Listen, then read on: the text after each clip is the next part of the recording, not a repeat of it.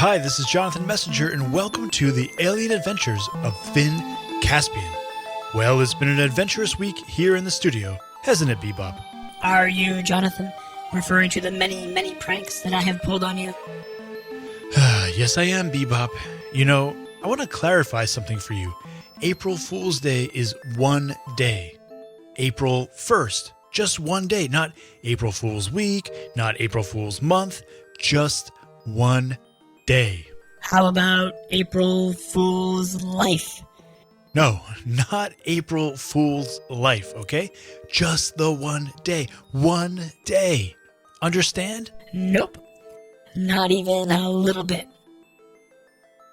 Okay, but if you don't stop pranking me, then I will have to get my revenge. Your revenge, come on. Yes, I will play the Bebop sleep-talking tapes. No. Jonathan, you said you wouldn't. This, ladies and gentlemen, is the ace up my sleeve. You see, when Bebop falls asleep to charge his battery, sometimes there are these vocalizations. He just blurts out these things. I don't know if it's random memory stored that comes out or if it's some sort of inner life that needs expression or what it is, but it's always hilarious. And so sometimes I turn on the mic down here in the studio to capture what comes out in his sleep. You know, for science, robot science. Should I play a little sample, Bebop? No, Jonathan, please don't, please.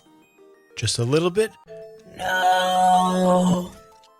Just a little bit? No. Okay, you know what? I won't. Because I'm a nice guy and I wouldn't want to do that to you. Now, let's see what's happening in the Alien Adventures of Finn Bebop, what is that in the corner over there? What, Jonathan? On the printer over there? Your shoe. And why is my shoe on the printer? Because I was scanning it and was going to print it out and then fold it up and replace all of your shoes with paper shoe replicas. You were going to take away all my shoes and give me paper shoes instead? Yes. Okay, that's it. Play the tape. No. This one is dated March 13th, 2017. No, Jonathan.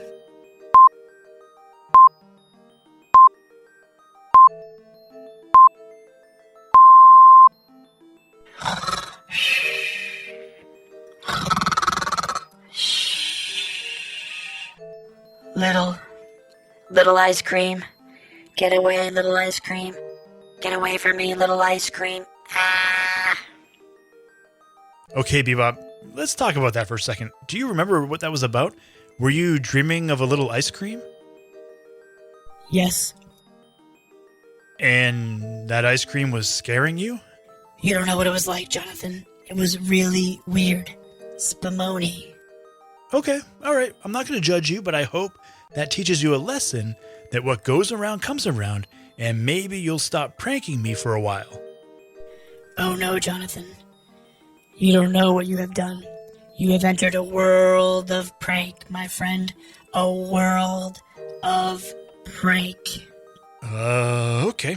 Well, let's move on to the episode, shall we? The last time we saw Finn and the crew, they'd collected 2 of the shards of the amulet desired by King Huxley, and they were off to another planet in search of another piece.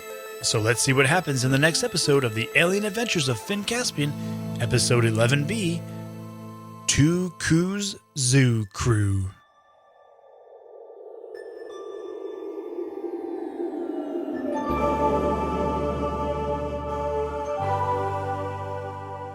Hello? Said a small floating alien who greeted the explorers as they disembarked from the pod. Physically, the alien appeared menacing. It floated in the air with 4 tentacles slithering around instead of legs. It had a head on its shoulders the same way humans do, but then another head instead of an arm that had enormous jaws with rows of sharp teeth like a piranha's. And at the end of the other arm was a bird head with a long, sharp beak. Finn and Foggy were the first out of the pod. Abigail and Robo Cloco came out next, followed by Elias and Vale. Robo Cloco began growling as soon as he saw the creature. Hello to you all, said the alien again. Foggy, who was closest, spoke first. Hello, my name is Foggy. I am the robot of Finn Caspian, Chief That's great! Said the alien, looking back over its shoulder. Nice to meet you, Foggy, Finn Caspian, and all of you. My name is TooKoo, this is my planet Tookonia, and right now, please stop talking. Well, that's quite rude, said Foggy.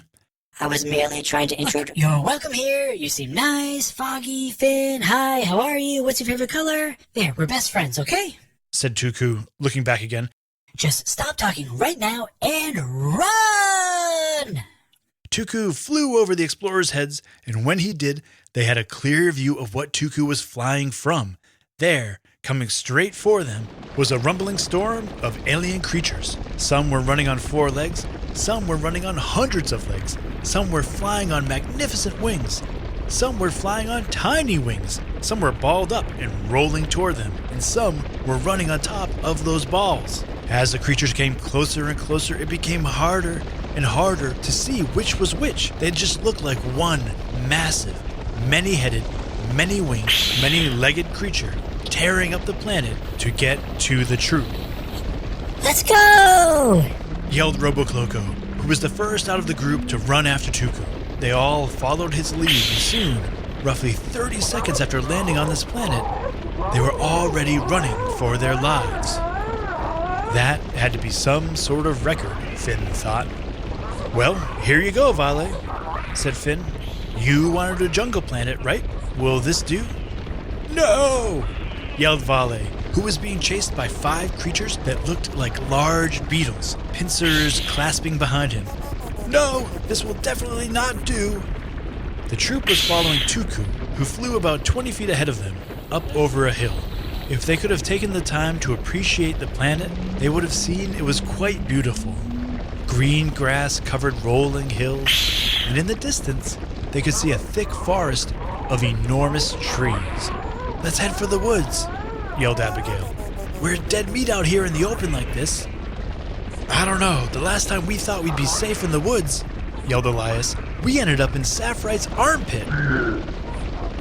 The creatures were gaining on the friends. RoboCloco dropped back and barked as the creatures grew closer and closer. But he was only one dog in front of a horde of angry aliens. He couldn't hold out forever.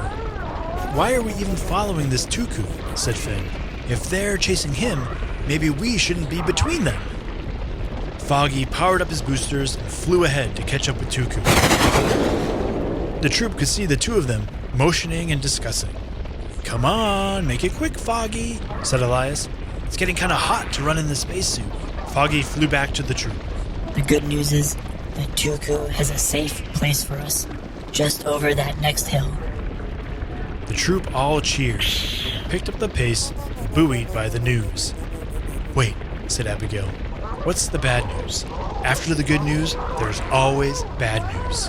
The bad news, said Foggy, is that there are more of these creatures right over there. And then, coming up over the hill to the right of them, they could see another rumbling crowd of aliens who looked even angrier than the ones behind the explorers. But the other good news, said Foggy, is that TooKoo is actually quite friendly and not at all as rude as our first interaction. Oh, that is great news, said Vale, who was about one step away from being grabbed by a giant beetle. We simply must send him a thank you card. Foggy flew down and picked up Finn and Elias. RoboCloco fired up his jets and dashed toward Abigail and Vale, who grabbed on as the robot dog took off. They crested the final hill and saw that at the base of the next hill was a small wooden door. TooKoo was already there, turning the lock on it to some inscrutable combination. The door opened, and the alien stepped inside. He kept it open, watching nervously as the troop raced the horde of creatures descending upon them. Hurry up! Yelled TooKoo. We can't let any of them in. Do not close that door, yelled Abigail. It's too dangerous, yelled TooKoo. "Do not close that door," yelled Elias. I have to, Yelled TooKoo. do not be rude. Yelled Foggy as he sped at the door just as TooKoo was closing it, and Foggy slammed into the door, throwing Finn and Elias through and knocking TooKoo back. Robo-Cloco, Vale, and Elias flew in behind them, and Finn scrambled to shut the door. Just as he did, one of the aliens who had been rolling after them crashed into the door, nearly knocking it off its hinges. Finn, Elias, and finally Foggy all pushed as hard as they could. Hurry! Yelled TooKoo. If all of those animals put their weight against the door, we'll never get it shut, and then we'll be easy pickings for them in here. Vale and Abigail picked themselves up off the floor and pushed, the door creaking and moaning against the weight on the other side. And when there was just the slightest bit of daylight coming through the crack in the door, just as it latched, an impossibly thin creature, like an enormous toothpick with eyes, looked at Finn and said, "Are you sure you're on the right side?" The door slammed shut. The explorers collapsed on the floor in a heaving, sweating, exhausted pile. There. That wasn't so bad, was it?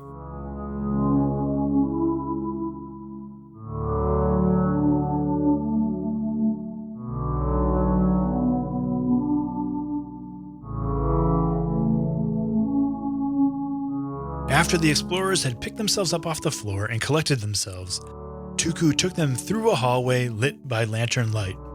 I built this long ago, just in case. They could hear the marauding aliens outside banging on the door in the side of the hill and crying out to them. "Is that door going to hold?" asked Abigail. Oh, yeah, it'll hold. Said TooKoo. But just in case, let's walk and talk. As the troop followed TooKoo through a long and winding tunnel, the alien explained that he had maintained a space animal zoo and wildlife refuge. I've built the most magnificent zoo in all of the universe and travel from planet to planet collecting animals to bring back here. A lot of them are endangered or were mistreated on their home planets. So you've brought animals from all over the universe to this one planet to live together? Said Foggy. That's amazing. Thank you. It was amazing, said TooKoo, continuing to float ahead of the troop, lighting the lanterns along the way. But lately I don't know what to do. The animals have been all out of sorts, upset. I don't know why, but something has made them panicky, hostile toward me. I've been running this place for 34 years. I'm sure you've all heard my commercials before. Don't be so sure, said Abigail. Really? TooKoo stopped. This doesn't ring a bell? Who keeps the zoo? TooKoo do. TooKoo do. Who keeps the zoo? Forget it. It's all ruined now anyhow. The animals have all broken out and are now on the loose, coming after me, the person who takes care of them. Has anything changed on the planet recently? Said Finn. Anything that could explain their behavior? Well, said TooKoo. He was nearing a door at the end of the hall. Finn was thinking of Graco and the Epismorphs, and what the amulet had done to them. Well, the only thing that has changed recently was the arrival of these tremendously furry beasts. Huge, tall things. Wait, tall, furry beasts? Said Abigail. Yeah, I get drop-offs all the time. Aliens from all around the universe dump the animals they don't want here on my planet, so I take them in. Only, when I tried to take these in, they fought back. I mean, really fought back. Were they really tall and growled a lot by any chance? Said Finn. TooKoo opened the door and turned to him. Yes, a couple of them were like that. And the other ones were like little fur balls, right? Said Elias. TooKoo looked at them strangely. You've encountered these beasts before? They're not animals, said Finn. They're aliens from the planet They're aliens from the planet Look, I don't know how to pronounce it, but they're visitors, like us. Well, the little fur balls all ran away. But I managed to bring the largest ones into the zoo. But now, of course, they're all gone. Go ahead, see for yourselves. I'm ruined. The troop stepped out into a large open space with various cages, corrals, and stone walls that stood so high they couldn't see over them. They could see walls that extended for what seemed like miles, open grazing pastures for some of the strangest creatures in the universe. Welcome to TooKoo's Zoo, said TooKoo. or what's left of it. There were a few small aliens still grazing around the zoo, snorting up bugs, sleeping in the shade of a tree, or lazily swimming in one of the ponds. Listen, TooKoo, said Finn, I'm really sorry about your zoo. And maybe we can help you out with that. But we also have our own problem. He took out the amulet, and it was glowing a bright purple. We need to find some sort of jewel that looks like this, that would fit right here, where it looks like a piece is broken off. Have you seen anything like it? We have. The troop all turned, and standing there were 3 aliens who looked just like King Huxley. 3 furballs. And behind them were 2 of the Yeti-like guards, and in one of the furballs' hands was a yellow jewel. The furball holding the jewel stepped forward and pointed at Finn. And now we'll be taking that one.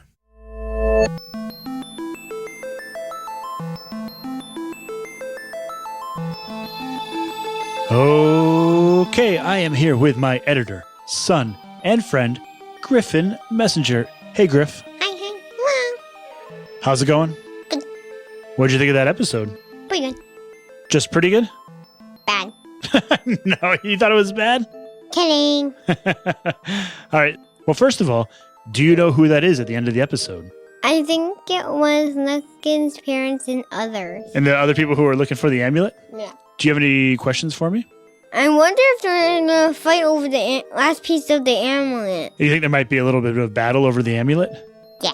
That's what you want, right? Yeah. Well, we'll see. We'll see. No spoilers. So one thing I wanted to say, usually what inspires the stories in our podcast? Books. That's right. Kids' books, right? Yeah. But this is a special episode because we actually got this idea from 3 listeners, or 3 teams of listeners, who all sent an email suggesting a similar idea. So we got an email from Harper from Acton, Massachusetts, who wanted to see some space animals. We got an email from Chaska, Leilani, and Mirabelle from Orlando, Florida, who had the idea of kind of an interplanetary zoo. And we got an email from Caden, McKenna, and Davin from Milford, Florida, who all had the idea of animals or creatures kind of being driven crazy by the amulet. So thanks to them for those ideas, because that's really where this episode came from. And I should say, oh my gosh, I forgot to say this. TooKoo was drawn by 6-year-old Finn from Los Angeles, sent us that drawing, and that's where the inspiration for this alien came from. Yep. All right, so what do you think we should do next? Should we do art? Art time. Okay, let's start off with Ella, who's 5 from El Cerrito, California. She drew us a really cool picture of Paige. Thanks so much for that, Ella. Cool. Naomi, who's 7, drew a mustachioed bebop, another bebop with a mustache.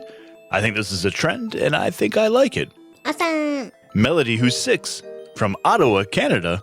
She drew a really cool drawing of Finn, Voltronics, and Foggy, along with Saffrite, who's kind of off to the side and smiling at them. Cool. And then from Chicago, Simon, who is 6, he drew a really cool drawing of the Olympics on King Huxley's planet with the moon with all the rocks on it. And you can see the Shakespeare kids cheating. This is really great drawing. Thanks so much, Simon. And then his sister, Fiona, who's 3, she drew Bebop, some suns, and a person with sunglasses. A really nice summer scene for Bebop to refresh himself with.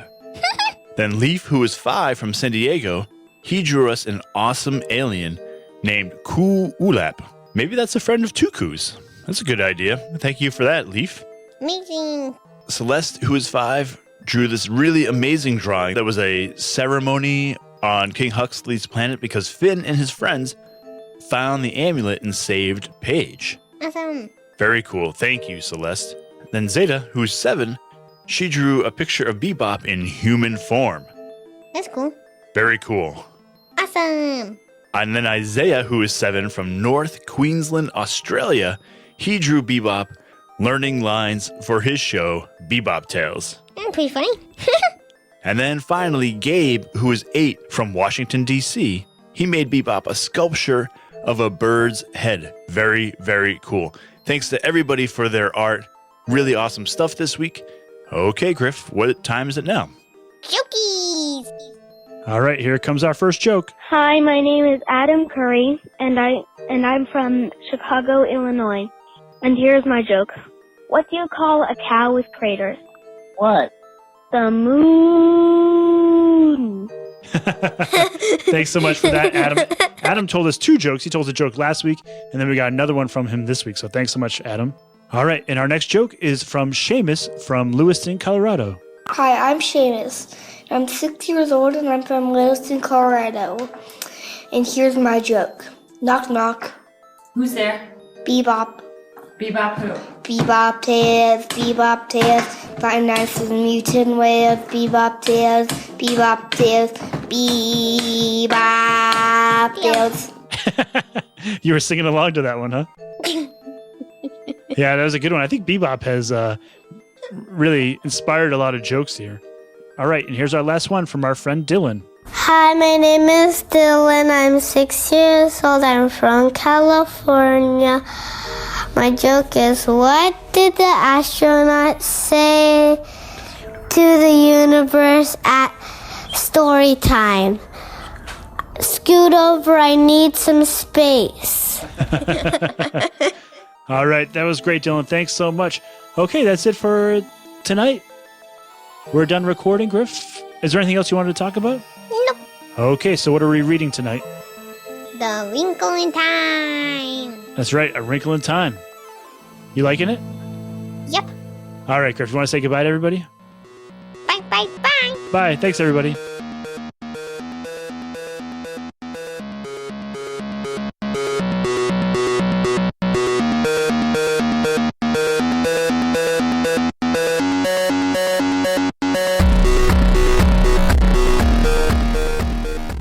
Okay, thanks so much for coming back and having more fun with us this week. And thanks to everyone who has sent in their art, their ideas, their jokes, their sounds, their pranks. I'll actually thank you for the pranks this week since I got a little revenge on Bebop. And our sound club really represented this week with all the animal sounds on the planet. So thanks to Otto, Theo, Magnus, Evan, Elias, Mateo, and the Finn Caspian debut of our intern, Emerson, Griffin's little brother, who's 22 months old, who made some cool growling sounds for us. So thanks to all the Sound Club members for really making this show special. Thank you to Finn from Los Angeles for giving us the idea for TooKoo. And thanks to Naomi, Ella, Melody, Simon, Fiona, Leaf, Celeste, Zeta, Isaiah, and Gabe for their art. And of course, thank you to Adam, Seamus, and Dylan for the jokes.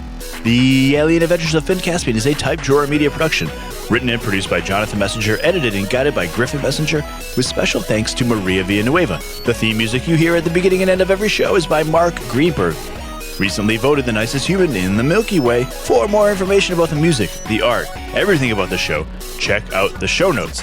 And see all of the art mentioned this week at finncaspian.com and on our Instagram, instagram.com/finncaspian. And thanks for sending in all of your ideas and your jokes and your art and maybe your pranks. We'll see you next week. Thanks.